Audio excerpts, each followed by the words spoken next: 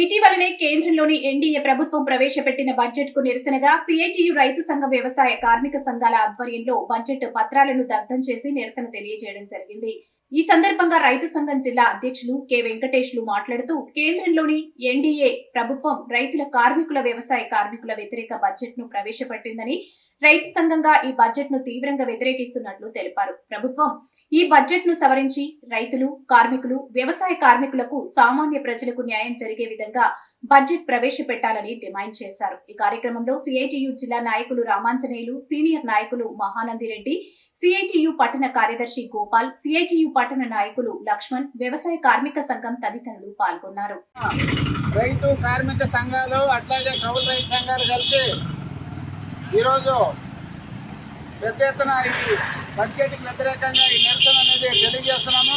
ప్రధానంగా ఫిబ్రవరి 1వ తారీఖున మన ఆర్థిక శాఖ మంత్రి నిర్మలా సీతారామన్ గారు బడ్జెట్ను ప్రవేశపెట్టాడు. దాదాపు 50 లక్షల కోట్ల పైగా ఈ బడ్జెట్లో రైతులకు ఏమాత్రము బడ్జెట్ న్యాయమైన బడ్జెట్ కేటాయించలేదు. గతంలో 1,70,000 కోట్లు కేటాయిస్తే ఈ సంవత్సరము 1,34,000 కోట్లు కుదించినారు.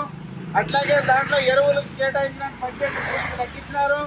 అట్లాగే వ్యవసాయ కూలీలకు కూడా మరి గతంలో ఏ రకమైతే బడ్జెట్ ఉందో అంతే బడ్జెట్ కేటాయించినారు తప్ప ఈరోజు వలసలు పోతున్నారు ఈ ప్రాంతంలో. మరి ఇట్లాంటి ప్రాంతంలో 200 రోజులు పని కల్పించడానికి మరి ప్రత్యేకమైనటువంటి బడ్జెట్ కానీ లేదా గతంలో కంటే ఎక్కువ బడ్జెట్ పెంచలేదు ఈ సంవత్సరము. అట్లాగే ఈరోజు లేబర్ కోడ్ని దొడ్డిదారిన ఈరోజు అమలు చేయాలని ప్రయత్నం చేస్తున్నారు. అట్లాగే రైతు వ్యతిరేక చట్టాలను కూడా ఈరోజు దొడ్డిదారిన అమలు చేయడానికి ఈరోజు కేంద్ర ప్రభుత్వం పూనుకుంటుంది.